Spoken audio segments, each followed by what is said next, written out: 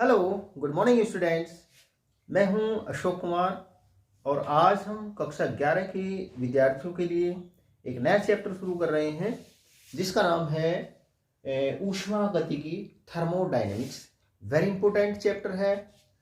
Competitive exams की दृष्टि से, जैसे नीट और जी मेंस की दृष्टि से बड़ा इंपॉर्टेंट चैप्टर है। तो अपनी कॉपी और पेन उठा लीजिए और शुरू करते हैं आज का हमारा नया चैप्टर ऊष्मागतिकी। ऊष्मागतिकी थर्मोडायनेमिक्स। थर्मोडायनेमिक्स का जो शाब्दिक अर्थ होता है, थर्मो का मतलब होता है हीट, हीट से संबंधित। थर्मो का मतलब होता है हीट से संबंधित, और डायनामिक, डायनामिक्स मतलब मोशन से संबंधित, मतलब मोशन या इसे समझिए फ्लो ऑफ हीट। तो ऊष्मागतिकी थर्मोडायनेमिक्स का शाब्दिक अर्थ होता है ऊष्मा का प्रवाह, फ्लो ऑफ हीट। तो ऊष्मागतिकी कहते किसको है? ऊष्मागतिकी विज्ञान की वह शाखा है जिसमें भौतिक एवं रासायनिक प्रक्रमों में होने वाले ऊर्जा परिवर्तनों का अध्ययन किया जाता है। देखिए, हम अपने दैनिक जीवन में भी देखते हैं कि जब हम ईंधन को वायु में जलाते हैं, ईंधन को जैसे कोयला वायु में जलता है, या रसोई गैस जब वायु में जलती है, या मीथेन गैस जब वायु में जलती है, तो हमें ऊष्मा, हीट प्राप्त होती है। अब वो हीट कहाँ से प्राप्त होती है? ईंधन के जो अणु होते हैं उनमें रासायनिक ऊर्जा संग्रहित रहती है। ईंधन के अणुओं में रासायनिक ऊर्जा क्या रहती है? संग्रहित रहती है, स्टोर्ड रहती है। और जब ईंधन को वायु में जलाया जाता है तो जो ईंधन के अणुओं की जो रासायनिक ऊर्जा होती है वो ऊष्मा के रूप में निर्मुक्त होती है, रिलीज्ड होती है। तो ईंधन की रासायनिक ऊर्जा किस चीज में कन्वर्ट होती है? वो ऊष्मा में, हीट में कन्वर्ट होती है। इसी प्रकार से हम देखते हैं कि जब इंजन जब चलता है, हम मोटर वाहन में बैठ कर के एक जगह से दूसरी जगह पर जाते हैं, तो उसमें यांत्रिक कार्य होता है इंजन के द्वारा। इंजन में ईंधन जलता है तो ईंधन की जो रासायनिक ऊर्जा होती है वो यांत्रिक कार्य करने में यूज होती है। इसी प्रकार से जो सेल होते हैं, सेल से हमें प्रकाश प्राप्त होता है। जो सेल की जो ऊर्जा होती है वो कहीं में कन्वर्ट होती है, वो लाइट में कन्वर्ट होती है ना। तो जो ऊर्जा होती है ना, ऊर्जा को एक रूप से दूसरे रूप में उसको परिवर्तित किया जा सकता है। ऊर्जा मुख्य रूप से प्रकाश में, ऊष्मा में, यांत्रिक कार्य और विद्युत कार्य करने में वो परिवर्तित होती है। तो थर्मोडायनेमिक्स में हम इन ऊर्जा रूपांतरणों का या कहीं ऊर्जा परिवर्तनों का अध्ययन इस थर्मोडायनेमिक्स में किया जाता है। ऊष्मागतिकी स्थूल निकायों,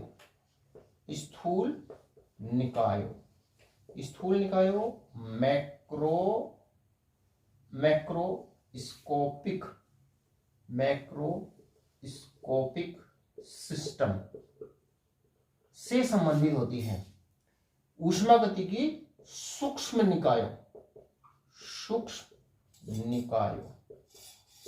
निकायों माइक्रोस्कोपिक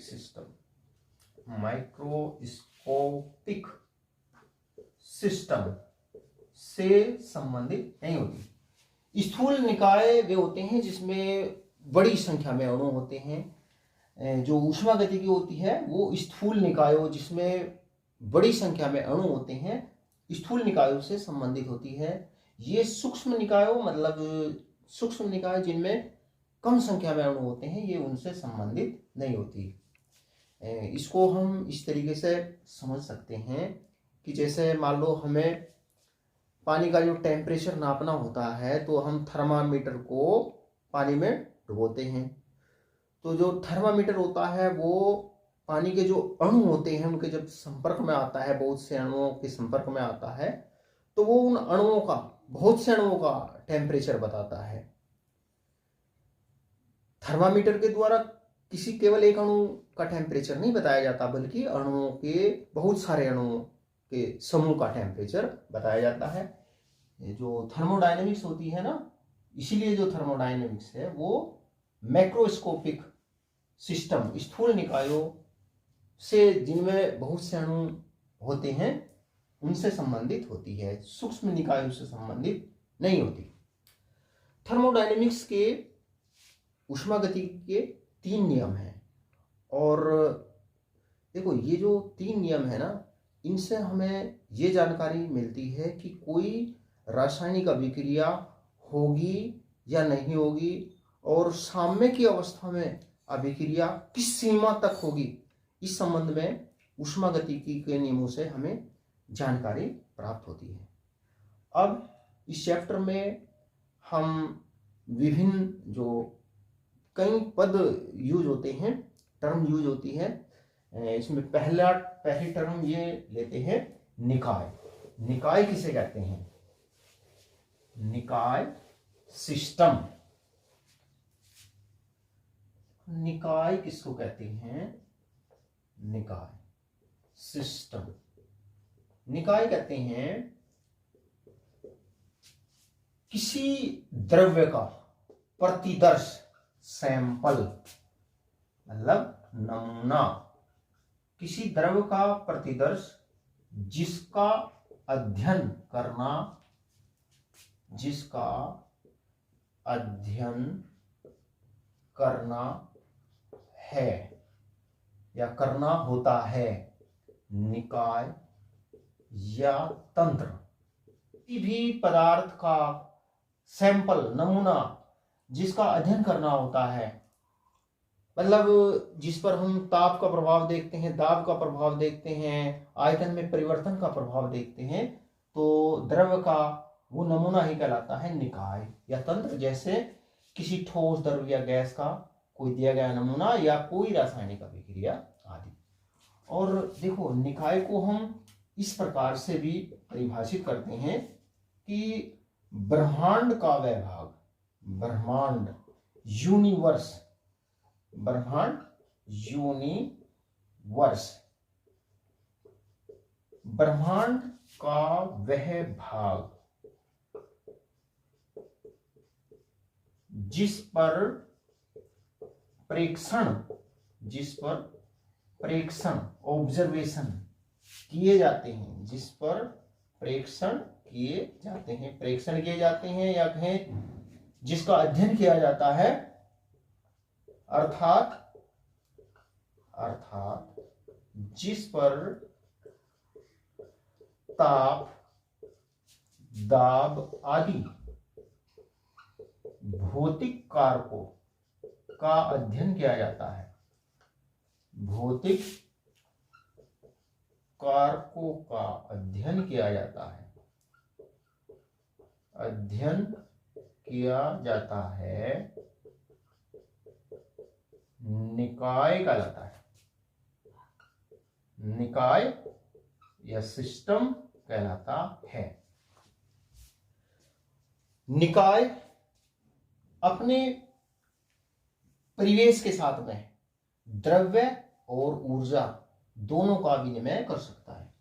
तो ब्रह्मांड का वह भाग जिस पर परीक्षण किए जाते हैं, अर्थात जिस पर हम ताप, दाब आदि भौतिक कारकों का अध्ययन किया जाता है, निकाय कहलाता है। वो क्या कहलाता है? निकाय कहलाता है। और निकाय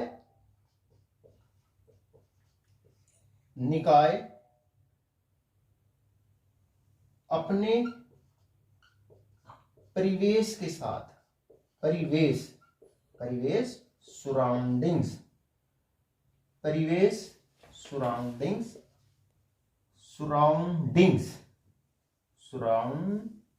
सराउंडिंग्स, सराउंडिंग्स। निकाय अपने परिवेश के साथ द्रव्य, द्रव्य मैटर, द्रव्य एवं ऊर्जा, द्रव्य एवं ऊर्जा दोनों का विनिमय कर सकता है, दोनों का विनिमय, विनिमय, विनिमय एक्सचेंज, एक्सचेंज कर सकता है। निकाय अपने परिवेश के साथ में द्रव्य एवं ऊर्जा दोनों का विनिमय कर सकता है। और निकाय और परिवेश के बीच में वास्तविक या काल्पनिक परिसीमा होती है, बाउंड्री होती है। इसको अभी समझेंगे। देखो, ब्रह्मांड का वह भाग जिस पर प्रेक्षण किए जाते हैं, है ना। मान लो हमारे पास में कोई चौक का टुकड़ा है ना, हमें उसका अध्ययन करना है, हमें उस पर देखना है कि ताप का उस पर क्या प्रभाव पड़ता है ना, उस पर दाब का क्या प्रभाव पड़ता है।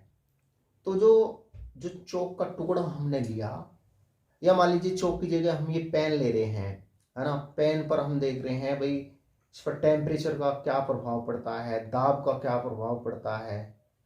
तो ये द्रव्य का वह भाग जिसका, ब्रह्मांड का वह भाग जिसका प्रेक्षण, जिस पर प्रेक्षण किए जाते हैं, अर्थात जिस पर ताप दाब आदि भौतिक कारकों का अध्ययन करते हैं, तो ये कहलाता है निकाय।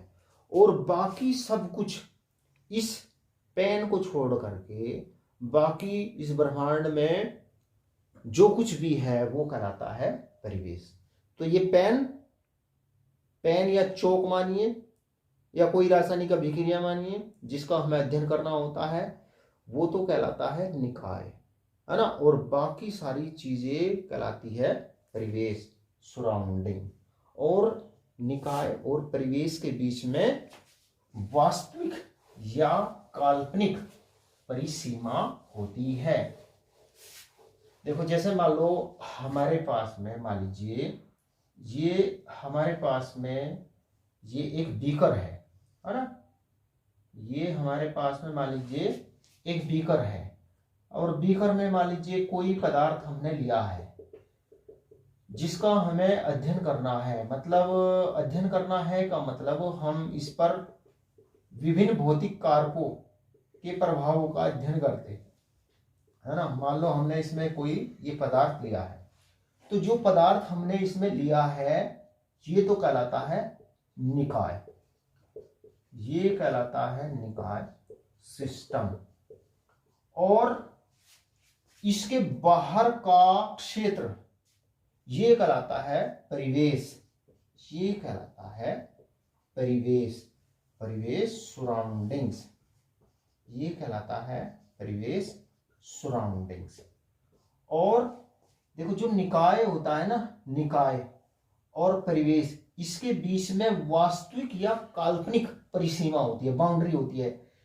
यहां पर देखो, जो बीकर की जो दीवार है, बीकर की दीवार ये कहलाती है परिसीमा, ये कहलाएगी परिसीमा, बाउंड्री, बाउंड्री, बाउंड्री।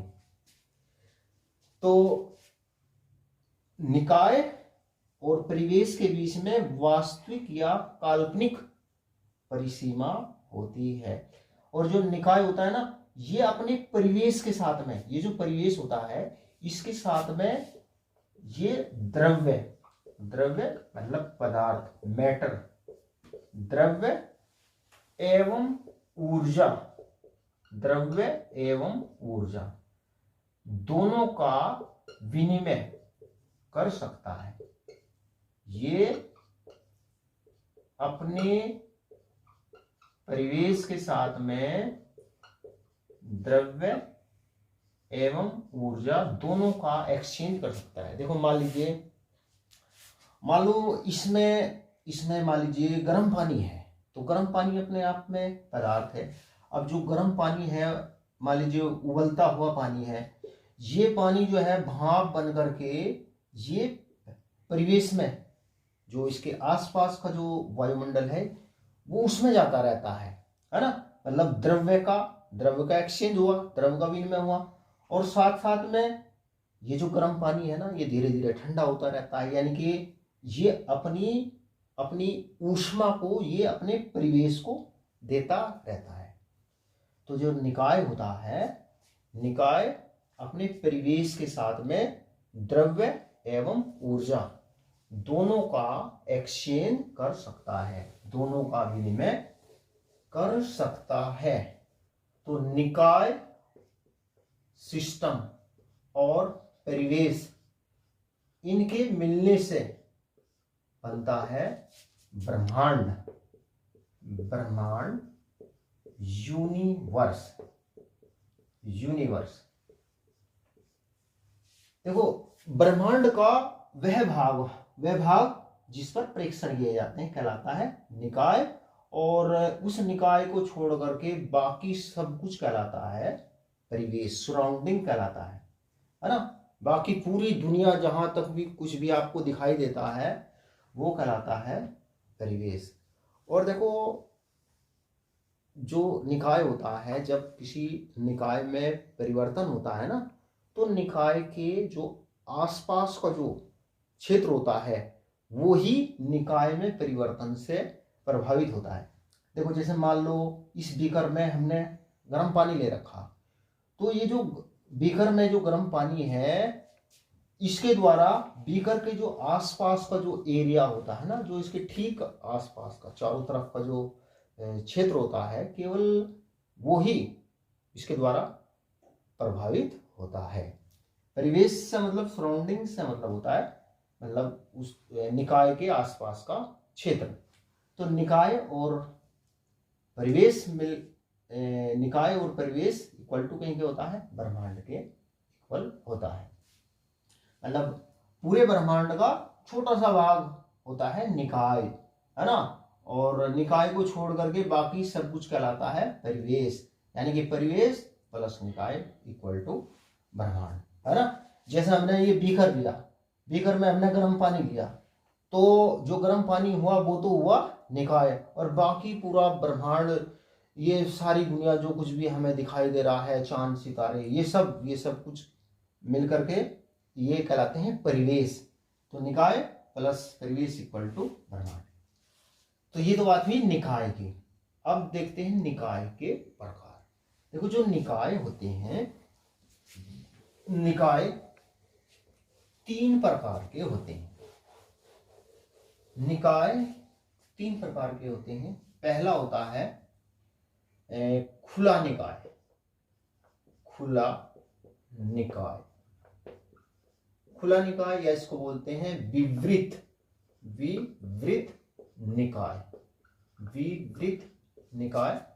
और यह बोलते हैं इसको ओपन सिस्टम, इसको बोलते हैं ओपन सिस्टम। एक होता है बंद निकाय, बंद निकाय, क्लोज्ड सिस्टम, क्लोज्ड सिस्टम।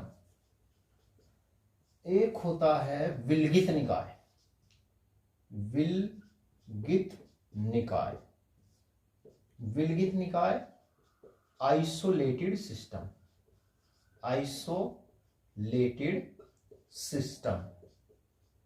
देखो खुला निकाय क्या होता है, ओपन सिस्टम क्या होता है? ऐसा निकाय जो अपने परिवेश के साथ में ऊर्जा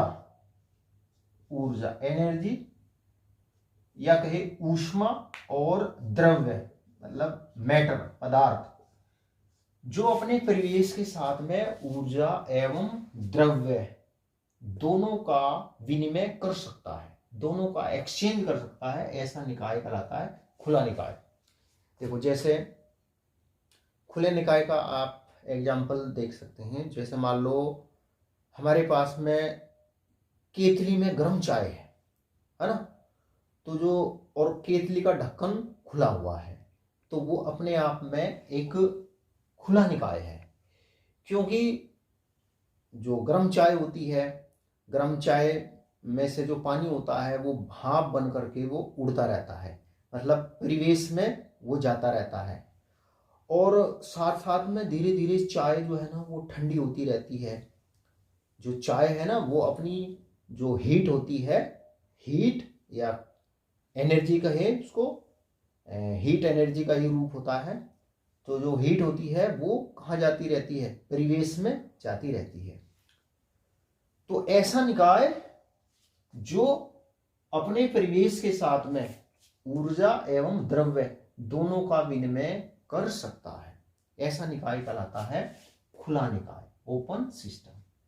और बंद निकाय, बंद निकाय कहलाता है जो ऐसा निकाय जो परिवेश से केवल, ऐसा निकाय जो परिवेश से केवल ऊर्जा का विनिमय कर सकता है, ऊर्जा का विनिमय, ऊर्जा का एक्सचेंज, आदान प्रदान कर सकता है, ऐसा निकाय कहलाता है बंद निकाय। और हाँ, इसमें एक एग्जांपल और देखिए, हमारा जो शरीर होता है, हमारी जो बॉडी होती है ना, ये भी अपने आप में एक खुला निकाय है। देखो खुला निकाय कैसे है, क्योंकि हमारा जो शरीर होता है, हमारा शरीर परिवेश के साथ में द्रव्य का और ऊर्जा दोनों का एक्सचेंज कर सकता है। देखो जैसे जब हम काम करते हैं, मान लीजिए हम रेस लगाते हैं, तो रेस लगाने पर हमें क्या, हमें पसीना आता है। पसीना जो है वो हमारे शरीर से निकल करके वायुमंडल में, मतलब परिवेश में जाता रहता है, तो द्रव्य का एक्सचेंज हुआ। और साथ साथ में हमारा शरीर जो है वो, हमारे शरीर की जो ऊष्मा होता है ना, शरीर ऊष्मा को परिवेश को देता रहता है, जिससे हमारा जो शरीर का टेम्परेचर होता है वो स्थिर रहता है। तो हमारा शरीर परिवेश के साथ में द्रव्य और ऊर्जा है ना, दोनों का एक्सचेंज कर सकता है। तो हमारी बॉडी जो है ना वो क्या है, एक ओपन सिस्टम है। अच्छा, बंद निकाय जो परिवेश से केवल ऊर्जा का विनिमय कर सकता है। मान लो हमारे पास में केतली में गर्म चाय है और वो हमने ढक दी, तो ढकने पर वो भाप बाहर परिवेश में नहीं जाएगी। केतली की जो चाय है वो धीरे धीरे धीरे ठंडी तो हो जाएगी, लेकिन केतली में से जो जलवाष्प है वो बाहर नहीं निकलेगी, मतलब द्रव्य का एक्सचेंज नहीं होगा, पदार्थ का एक्सचेंज, आदान प्रदान परिवेश से नहीं होगा। तो ऐसा निकाय कहलाता है बंद निकाय, जो परिवेश से केवल ऊर्जा का विनिमय कर सकता है, द्रव्य का नहीं। विलगित निकाय, आइसोलेटेड सिस्टम। विलगित निकाय कहलाता है ऐसा निकाय जो परिवेश से, सराउंडिंग से न तो ऊर्जा का और न ही द्रव्य का विनिमय कर सकता, ऐसा निकाय कहलाता है विलगित निकाय। मतलब जो परिवेश से न तो ऊर्जा का विनिमय करता, न द्रव्य का विनिमय करता, आदान प्रदान करता, तो ऐसा निकाय कहलाता है आइसोलेटेड सिस्टम, विलगित निकाय। जैसे जो थर्मस की जो बोतल होती है, उसमें जो भी गर्म चीज़ गर्म रहती है, ठंडी चीज़ ठंडी रहती है, तो वो एक अपने आप में एक विलगित निकाय है, आइसोलेटेड सिस्टम है ना। गर्म चीज़ उसमें गर्म रहती है तो ठंडी चीज़ ठंडी रहती है, मतलब ना तो ऊर्जा का आदान प्रदान, ना ही, और क्योंकि वो बंद होती है, नहीं द्रव्य का आदान प्रदान, तो ऐसा सिस्टम कहलाता है विलगित निकाय। तो ये बात हुई सिस्टम की। सिस्टम जो होते हैं ना 3 टाइप के होते हैं। अब देखते हैं निकाय की अवस्था।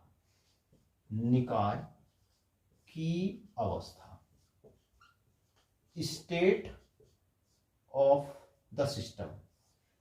देखो निकाय की अवस्था किसे कहते हैं। देखो किसी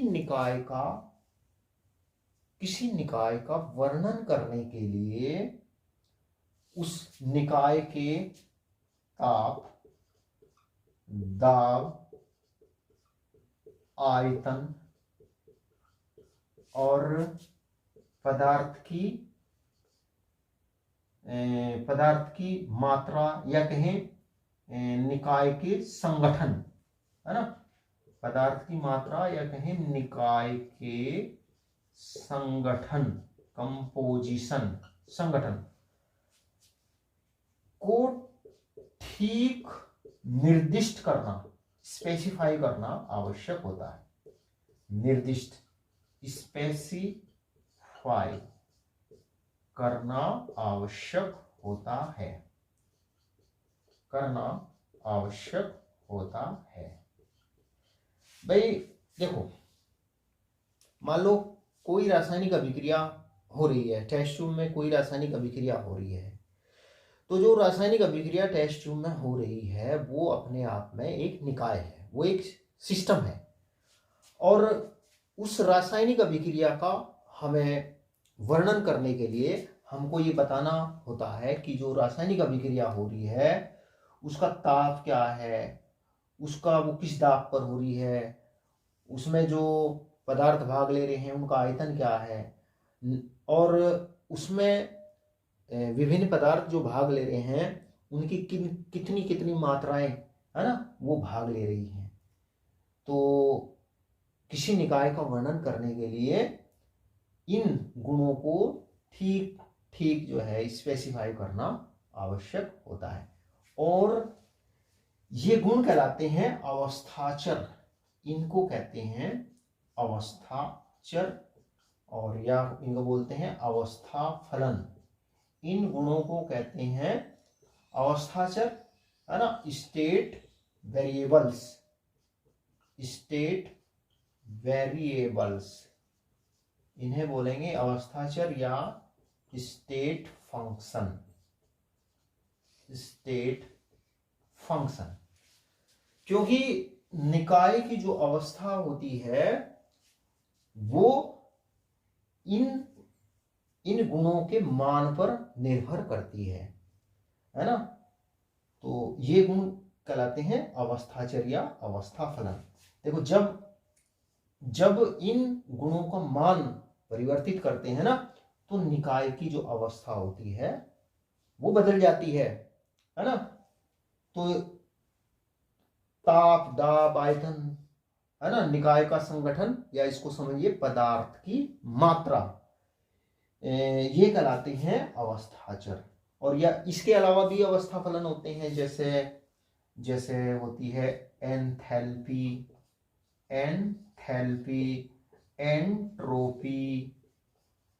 एंट्रोपी, और एक होती है गिब्स मुक्त ऊर्जा, गिब्स ऊर्जा या मुक्त ऊर्जा, आगे पढ़ेंगे आंतरिक ऊर्जा, ये कहलाते हैं अवस्था फलन। और इनका मान जो होता है ना, केवल निकाय की अवस्था पर निर्भर करता है, केवल निकाय की अवस्था पर निर्भर करता है, अवस्था प्राप्त करने की विधि पर निर्भर नहीं करता इन गुणों का मान। और ये कहलाते हैं क्या, अवस्था फलन। इनको अवस्था फलन इसलिए कहते हैं क्योंकि जब इन गुणों में परिवर्तन किया जाता है, इन गुणों के मान में परिवर्तन किया जाता है, तो निकाय की अवस्था परिवर्तित हो जाती है ना। तो इसको आप इस तरीके से समझ सकते हैं। देखो, जैसे 0 डिग्री सेल्सियस, है ना, 0 डिग्री सेल्सियस, 0 डिग्री सेल्सियस यानी कि 273 केल्विन, 273 केल्विन पर जो पानी की जो अवस्था होती है वो क्या होती है, पानी की अवस्था होती है ठोस होती है। 0 डिग्री सेल्सियस पर पानी की अवस्था क्या होती है, ठोस होती है ना। 273 केल्विन पर पानी की अवस्था ठोस होती है, और 273 केल्विन से 373 केल्विन टेम्परेचर तक पानी की जो अवस्था होती है वो द्रव होती है, और 373 केल्विन से ऊपर पानी की अवस्था क्या होती है, गैस होती है। देखो, टेम्परेचर बदलने पर जल की अवस्था ही परिवर्तित हो रही है ना। तो टेम्परेचर क्या हुआ, टेम्परेचर एक अवस्था फलन है। किसी निकाय का वह गुण जो केवल उसकी अवस्था पर निर्भर करता है अवस्था फलन कहलाता है। और ये अवस्था प्राप्त करने जो अवस्था फलन होते हैं ना, जैसे जैसे मैंने आपको बताया दाब है ना, पी, टेम्परेचर, आयतन, एंथैल्पी, एंट्रोपी, गिब्स ऊर्जा, आंतरिक ऊर्जा, ये है अवस्था फलन। अभी आगे पढ़ेंगे इनके बारे में, क्योंकि निकाय की अवस्था बदलने पर इन गुणों का मान जो होता है वो बदल जाता है। देखो अवस्था फलन को आप इस तरीके से भी देख सकते हैं, समझ सकते हैं। देखो मान लीजिए कोई तालाब है ना, तालाब का जो आयतन है मान लीजिए वो 20 लीटर है। एक तालाब में 20 लीटर उसका आयतन है और वो पानी से भरा हुआ है। तो इसका जो 20 लीटर आयतन है वो अवस्था फलन है। वो भाई तालाब में तो 20 लीटर पानी भरा हुआ है, अब वो पानी चाहे वो नल के द्वारा भरा जाए या वो पानी ट्यूबवेल के द्वारा भरा गया हो या वो पानी बारिश के जल से भरा गया हो, है ना, आयतन कितना होगा उस पानी का? पानी का आयतन हुआ 20 लीटर। तो जो 20 लीटर उसका आयतन है ना वो एक अवस्था फलन है। जो अवस्था फलन होता है वो केवल निकाय की अवस्था पर ही निर्भर करता है, न कि अवस्था प्राप्त करने की विधि पर। मतलब पानी चाहे वो किसी भी विधि के द्वारा भरा गया हो, लेकिन भरा कितना गया? वो 20 लीटर भरा गया। तो आयतन, तालाब का आयतन जो 20 लीटर था वो क्या है? वो एक अवस्था फलन है ना। ऐसे भी समझ सकते हैं आप, जैसे मान लीजिए आपके घर से आपके कॉलेज की जो दूरी है वो मान लीजिए x किलोमीटर है। आपके घर से आपके कॉलेज की जो दूरी है वो कितनी? x किलोमीटर है। तो ये जो x किलोमीटर दूरी है ना, ये एक अवस्था फलन है। आपको कॉलेज तक पहुंचने के लिए इतनी दूरी तय करनी पड़ेगी, है ना। आप वो दूरी किस तरीके से तय करते हो? आप वो पैदल तय करते हो, आप वो साइकिल से तय करते हो, स्कूटर से तय करते हो।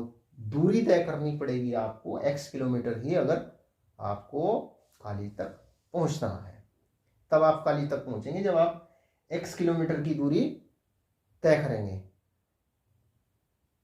ये इस बात पर निर्भर नहीं करता कि आपने वो दूरी किस तरीके से तय करी, है ना। कॉलेज तक जाने के लिए आपको x किलोमीटर ही चलना पड़ेगा। तो जो कॉलेज तक की जो दूरी हुई वो ही अवस्था फलन। तो किसी निकाय का वह गुण जो केवल उसकी अवस्था पर निर्भर करता है, न कि अवस्था प्राप्त करने की विधि पर, कहलाता है अवस्था फलन। एक होता है पथ फलन। पथ फलन क्या होते हैं? पथ फलन, एक तो मैंने आपको बताया अवस्था फलन, जो निकाय की वे गुण होते हैं जो निकाय की अवस्था पर निर्भर करते हैं। एक होते हैं पथ फलन, पाथ फंक्शन। देखो पथ फलन वे गुण होते हैं जो निकाय की अवस्था प्राप्त करने की विधि पर निर्भर करते हैं, कहलाते हैं पथ फलन, पाथ फंक्शन। जैसे पाथ फंक्शन जैसे कार्य और ऊष्मा, ये कार्य और ऊष्मा जो होते हैं ना, ये पाथ फंक्शन है। मतलब कार्य किस विधि के द्वारा किया गया या ऊष्मा किस विधि के द्वारा दी गई या प्राप्त की गई, ये पथ पर निर्भर करता है। तो ये गुण कहलाते हैं, कार्य और ऊष्मा कहलाते हैं पाथ फंक्शन। तो प्यारे विद्यार्थियों, आज की वीडियो में इतना ही। आज हमने पढ़ा ऊष्मा गतिकी क्या होती है, निकाय पढ़ा हमने, विभिन्न प्रकार के निकाय, अवस्था फलन क्या होते हैं। तो प्यारे विद्यार्थियों, आज की वीडियो में इतना ही। वीडियो अच्छा लगे तो लाइक करना और चैनल को सब्सक्राइब करना। चैनल का नाम केमिस्ट्री बाय